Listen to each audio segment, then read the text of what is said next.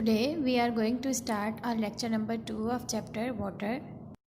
In today's lecture, students, we are going to learn about the purification of water in the laboratory as well as purification of drinking water. Then we will discuss about the ways to reduce wastage of water, and in the last we will discuss about water pollution. So let's start with the purification of water in the laboratory.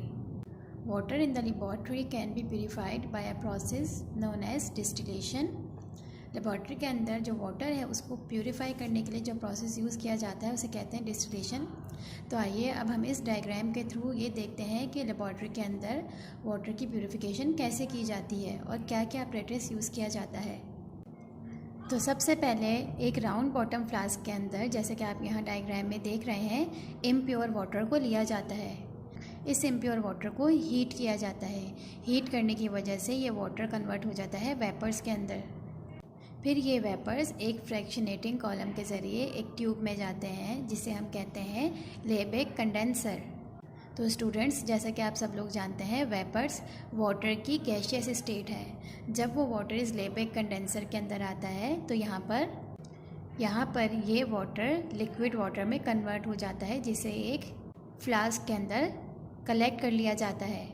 तो इस तरह flask के अंदर ये जो water collect होता है ये डिस्टिल्ड वाटर होता है, यानी बिल्कुल प्योर वाटर जिसमें H2O के अलावा कोई और मिनरल मौजूद नहीं होता। तो इस तरह लेबेक कंडेंसर को यूज़ करके वाटर की प्यूरिफिकेशन की जाती है लेबॉर्ट्री के अंदर। तो स्टूडेंट्स, आपने ये तो देख लिया कि लेबॉर्ट्री के अंदर वाटर की प्यूरिफिकेशन कैसे की जाती है, लेकिन आप सब लोग ये भी जानते हैं कि हम जो पानी पीते हैं हमारे घरों में और फैक्ट्रीज़ में जो वाटर इस्तेमाल होता है वो पानी दरिया से आता है, और दरिया में तो बहुत सारे जर्म्स और इम्प्योरिटीज़ मौजूद होती हैं। तो क्या हम उस पानी को डायरेक्ट यूज़ कर सकते हैं ड्रिंकिंग के लिए या यूज़ के लिए? नहीं, हम उस पानी को डायरेक्ट यूज़ नहीं कर सकते। उस रिवर वाटर को पहले प्यूरिफाई किया जाता है। प्यूरिफिकेशन के बाद फिर वो हम तक पहुंचता है और हम इसे इस्तेमाल करते हैं। So let's see drinking water की प्यूरिफिकेशन कैसे की जाती है। तो सबसे पहले तो पानी को पम्प्स के ज़रिए उस जगह पर पहुंचाया जाता है जहां पर वाटर की प्यूरिफिकेशन करनी होती है, जिसे हम कहते हैं वाटर फिल्ट्रेशन प्लांट। जब ये पानी वाटर फिल्ट्रेशन प्लांट तक पहुंच जाता है तो इसमें बहुत सारी इम्प्योरिटीज़ मौजूद होती हैं। कुछ इम्प्योरिटीज़ इसके अंदर सॉल्युबल होती हैं, कुछ ऐसी होती हैं जो सॉलिड होती हैं। तो सबसे पहले इस वाटर में से सॉलिड इम्प्योरिटीज़ को रिमूव कराया जाता है, जिसके लिए इसे डिफरेंट फिल्ट्रेशन टैंक से गुजारा जाता है।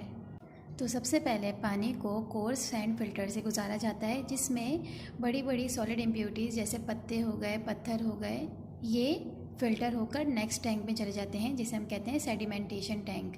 इस टैंक के अंदर वो चीज़ें जो कि टैंक में नीचे सेटल डाउन हो सकती हैं वो सेटल डाउन हो जाती हैं। उसके बाद इस वाटर को ऊपर से दूसरे टैंक में ट्रांसफ़र कर दिया जाता है, जहाँ पर मौजूद होते हैं फाइन सैंड फिल्टर्स। ये फाइन सैंड फिल्टर्स क्या काम करते हैं? ये वो डस्ट पार्टिकल्स जो बहुत ही ज़्यादा स्मॉल साइज़ के होते हैं और नीचे सेटल डाउन भी नहीं हो सकते, वो इस सैंड फिल्टर से पास होने के बाद इस सैंड फिल्टर के अंदर रह जाते हैं, और अब पानी के अंदर कोई भी सॉलिड इम्प्योरिटी नहीं मौजूद है। लेकिन इस पानी में अभी भी बैक्टीरिया वगैरह मौजूद हो सकते हैं, इसलिए अब पानी को नेक्स्ट टैंक में, जिसे क्लोरीनेशन टैंक कहा जाता है, वहाँ डाला जाता है। इस टैंक के अंदर वाटर का ट्रीटमेंट करवाया जाता है क्लोरीन के साथ। क्लोरीन एक डिसइंफेक्टेंट है, यानी कि ये उसमें मौजूद पानी में मौजूद जर्म्स हैं, बैक्टीरिया हैं, उनको मार देता है, ख़त्म कर देता है। फिर क्लोरीन टैंक से ये पानी अगले टैंक में जाता है, जो कि एक बहुत बड़ा टैंक होता है। उसमें इस पानी को स्टोर कर लिया जाता है। अब इस पानी में ना तो कोई सॉलिड इम्प्योरिटी है और ना ही कोई बैक्टीरिया है और ना ही जर्म्स। अब इस बड़े से टैंक से पाइप्स के थ्रू ये पानी फैक्ट्रीज़ और घरों तक पहुंचा दिया जाता है। अब हम इस पानी को पी सकते हैं, क्योंकि इस पानी में ना ही तो कोई जर्म्स हैं, ना ही कोई स्मेल, ना ही टेस्ट और ना ही कलर। तो इस तरह स्टूडेंट्स एक लेंथी प्रोसेस के ज़रिए वाटर को प्यूरिफाई करके ड्रिंकिंग के लिए सूटेबल बनाया जाता है।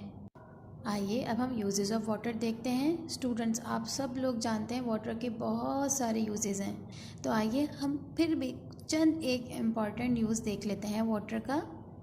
सबसे पहला और मोस्ट इम्पॉर्टेंट पॉइंट हमारे पास क्या है, वो यही है कि एनिमल्स और प्लांट्स और जितने भी लिविंग ऑर्गेनिजम्स हैं वो वाटर की वजह से ही ज़िंदा है, सर्वाइव कर पा रहे हैं। अगर वाटर नहीं होता तो हम लोग ज़िंदा नहीं रह सकते थे।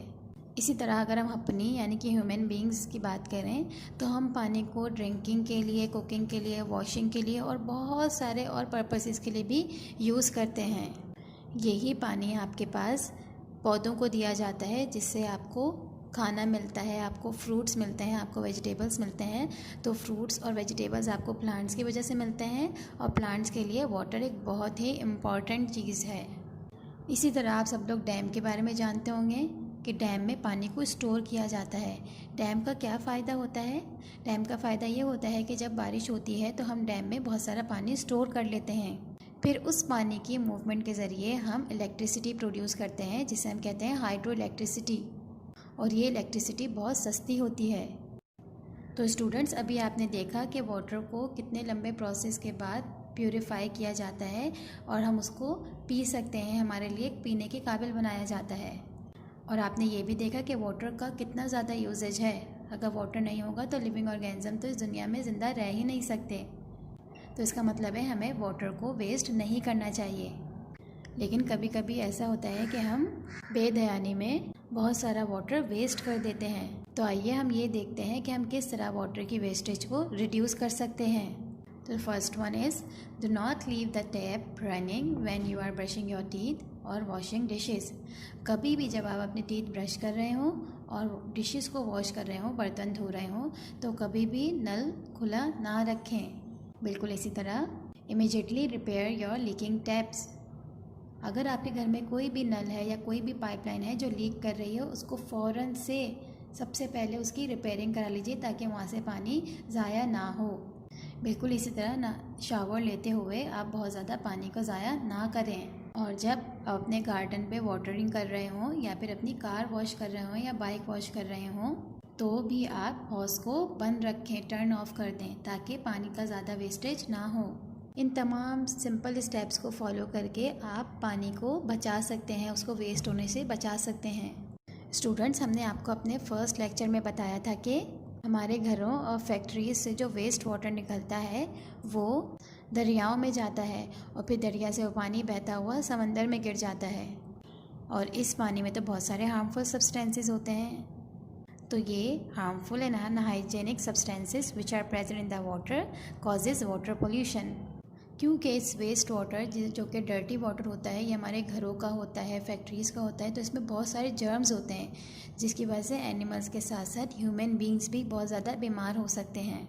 इसी तरह जो फैक्ट्रीज़ का गंदा पानी होता है, वेस्ट वाटर होता है, वो भी रिवर और सी में जाता है और फैक्ट्री से निकलने हुए वेस्ट वाटर में तो बहुत ज़्यादा हार्मफुल केमिकल सब्सटेंसेस मौजूद होते हैं।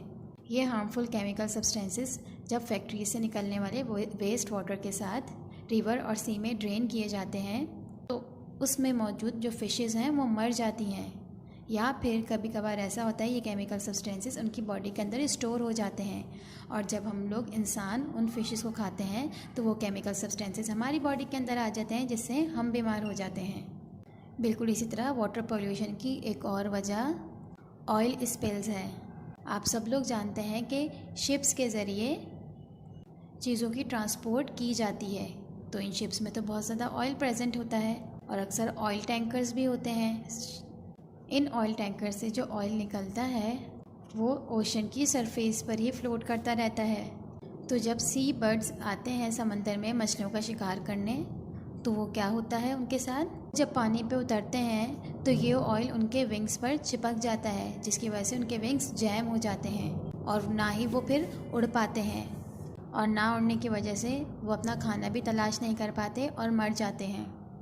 बिल्कुल इसी तरह जब हम समंदर पर जाते हैं और खाने पीने की बहुत सारी चीज़ें वहाँ पर ही छोड़ आते हैं और वहाँ पर गार्बेज फेंक आते हैं तो होता क्या है कि वो गार्बेज पानी के साथ समंदर के अंदर चला जाता है और समंदर में बहुत सारी फ़िशेज़ मौजूद होती हैं। वो गार्बेज जाके उन्हें बहुत नुकसान पहुँचाता है और अक्सर फ़िशेज़ उससे मर भी जाती हैं।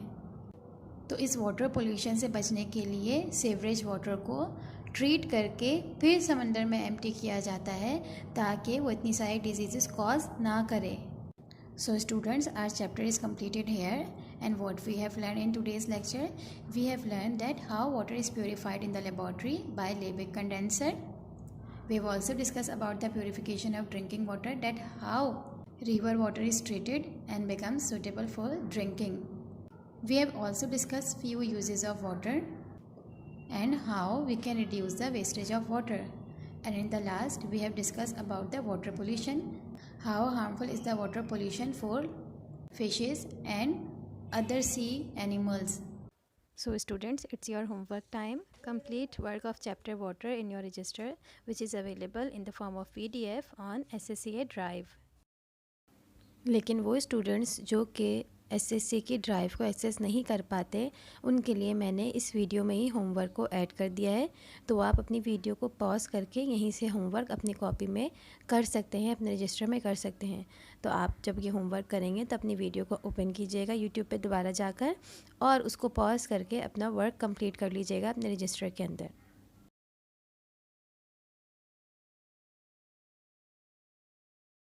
Thank you so much students. Please subscribe SSCA YouTube channel and get notifications for uploaded lectures. And don't forget to press the like button. Take care of yourself and your family. Stay home, stay safe. Allah Hafiz.